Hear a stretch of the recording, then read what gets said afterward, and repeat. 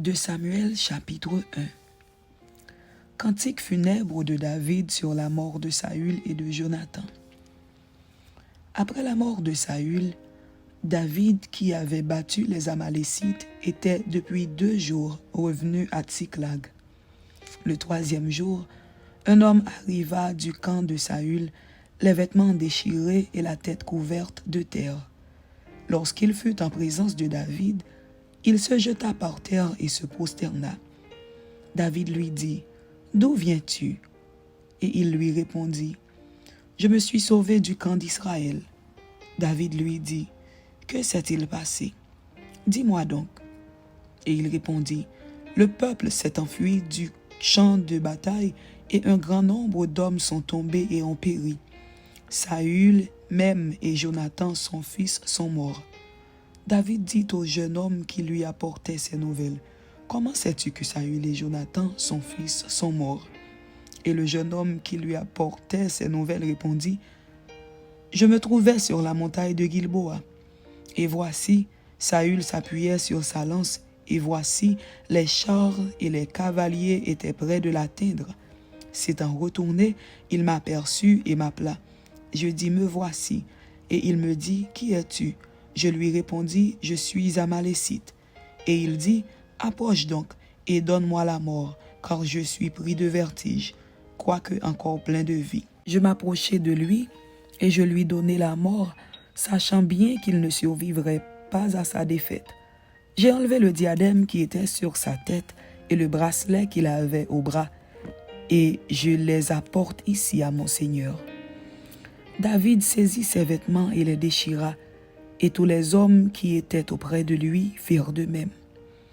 Ils furent dans le deuil, pleurèrent et jeûnèrent jusqu'au soir, à cause de Saül, de Jonathan, son fils, du peuple de l'Éternel et de la maison d'Israël, parce qu'ils étaient tombés par l'épée. David dit au jeune homme qui lui avait apporté ces nouvelles, « D'où es-tu » Et il répondit, « Je suis le fils d'un étranger, d'un Amalécite. » David lui dit, « Comment n'as-tu pas craint de porter la main sur l'oint de l'Éternel et de lui donner la mort ?» Et David appela l'un de ses gens et dit, « Approche et tue-le. » Cet homme frappa l'Amalécite qui mourut. Et David lui dit, « Que ton sang retombe sur ta tête, car ta bouche a déposé contre toi, puisque tu as dit, j'ai donné la mort à l'oint de l'Éternel. » Voici le cantique funèbre que David composa sur Saül et sur Jonathan son fils, et qu'il ordonna d'enseigner aux enfants de Juda. C'est le cantique de l'orgue. Il est écrit dans le livre du juste. L'élite d'Israël a succombé sur tes collines. Comment des héros sont-ils tombés? Ne l'annoncez point dans Gath, n'en publiez point la nouvelle dans les rues d'Ascalon, de peur que les filles des Philistins ne se réjouissent, de peur que les filles des incirconcis ne triomphent. Montagne de Gilboa, qu'il n'y ait sur vous ni rosée, ni pluie, ni champ qui donne des prémices pour les offrandes, car là ont été jetés les boucliers des héros, le bouclier de Saül, lui il a cessé de les oindre. Devant le sang des blessés, devant la graisse des plus vaillants, l'arc de Jonathan n'a jamais reculé, et l'épée de Saül ne retournait point à vide. Saül et Jonathan, aimables et chéris pendant leur vie, n'ont point été séparés dans leur mort. Ils étaient plus légers que les aigles, ils étaient plus forts que les lions. Filles d'Israël, pleurez sur Saül, qui vous revêtait magnifiquement de cramoisie, qui mettait ses ornements d'or sur vos habits. Comment des héros sont-ils tombés au milieu du combat? Comment Jonathan a-t-il succombé sur tes collines? Je suis dans la douleur à cause de toi, Jonathan, mon frère. Tu faisais tout mon plaisir. Ton amour pour moi était admirable, au-dessus de l'amour des femmes. Comment des héros sont-ils tombés? Comment leurs armes se sont-elles perdues?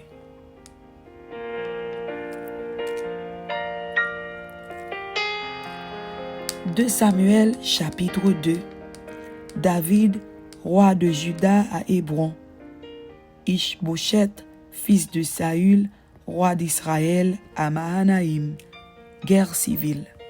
Après cela, David consulta l'Éternel en disant, Monterai-je dans une des villes de Juda? L'Éternel lui répondit, monte. David dit, où monterai-je? Et l'Éternel répondit à Hébron. David y monta avec ses 2 femmes, Akinoam de Jizréel et Abigaïl de Carmel, femme de Nabal. David fit aussi monter les gens qui étaient auprès de lui, chacun avec sa maison, et ils habitèrent dans les villes d'Hébron. Les hommes de Juda vinrent, et là, ils joignirent David pour roi sur la maison de Juda. On informa David que c'étaient les gens de Jabès en Galaad qui avaient enterré Saül. David envoya des messagers aux gens de Jabès en Galaad pour leur dire « Soyez bénis de l'Éternel, puisque vous avez ainsi montré de la bienveillance envers Saül, votre maître, et que vous l'avez enterré. Et maintenant, que l'Éternel use envers vous de bonté et de fidélité. Moi aussi, je vous ferai du bien, parce que vous avez agi de la sorte. Que vos mains se fortifient, et soyez de vaillants hommes, car votre maître Saül est mort, et c'est moi que la maison de Juda a oint pour roi sur elle. » Cependant, Abner, fils de Ner, chef de l'armée de Saül, prit Ish-Bosheth, fils de Saül, et le fit passer à Mahanaïm. Il l'établit roi sur Galaad, sur les Géshuriens, sur Jizréel, sur Éphraïm, sur Benjamin, sur tout Israël. Ish-Bosheth, fils de Saül, était âgé de 40 ans lorsqu'il devint roi d'Israël, et il régna 2 ans. Il n'y eut que la maison de Juda qui resta attachée à David. Le temps pendant lequel David régna à Hébron sur la maison de Juda fut de 7 ans et 6 mois. Abner, fils de Ner, et les gens d'Ish-Bosheth, fils de Saül, sortirent de Mahanaïm pour marcher sur Gabaon. Joab, fils de Tseruja, et les gens de David se mirent aussi en marche. Ils se rencontrèrent près de l'étang de Gabaon, et ils s'arrêtèrent les uns en deçà de l'étang et les autres au-delà. Abner dit à Joab, « Que ces jeunes gens se lèvent et qu'ils se battent devant nous. » Joab répondit, « Qu'ils se lèvent. » Ils se levèrent et s'avancèrent en nombre égal, 12 pour Benjamin et pour Ish-Bosheth, fils de Saül, et 12 des gens de David. Chacun, saisissant son adversaire par la tête, lui enfonça son épée dans le flanc, et ils tombèrent tous ensemble. Et l'on donna à ce lieu, qui est près de Gabaon, le nom de Elkat Hatsurim. Il y eut en ce jour un combat très rude, dans lequel Abner et les hommes d'Israël furent battus par les gens de David. Là se trouvaient les 3 fils de Tseruja, Joab, Abishai et Azaël. Azaël avait les pieds légers comme une gazelle des champs. Il poursuivit Abner sans se détourner de lui pour aller à droite ou à gauche. Abner regarda derrière lui et dit, « Est-ce toi, Azaël? » Et il répondit, « C'est moi. » Abner lui dit, « Tire à droite ou à gauche, saisis-toi de l'un de ces jeunes gens et prends sa dépouille. » Mais Azaël ne voulut point se détourner de lui. Abner dit encore à Azaël, « Détourne-toi de moi. Pourquoi te frapperai-je et t'abattrai-je en terre? Comment ensuite lèverai-je le visage devant ton frère Joab? » Et Azaël refusa de se détourner. Sur quoi Abner le frappa au ventre avec l'extrémité inférieure de sa lance, et la lance sortit par derrière. Il tomba et mourut sur place. Tous ceux qui arrivaient au lieu où Azaël était tombé mort s'y arrêtaient.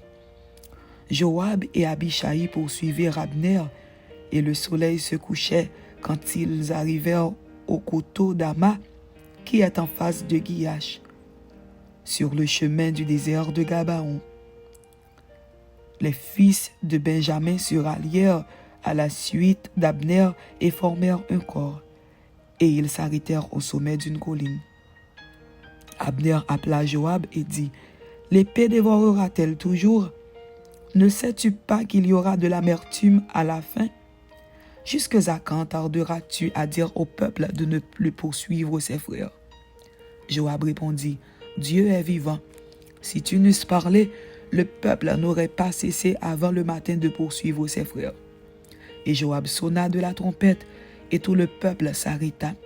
Ils ne poursuivirent plus Israël, et ils ne continuèrent pas à se battre. Abner et ses gens marchèrent toute la nuit dans la plaine. Ils passèrent le Jourdain, traversèrent en entier le Bidron, et arrivèrent à Mahanaïm.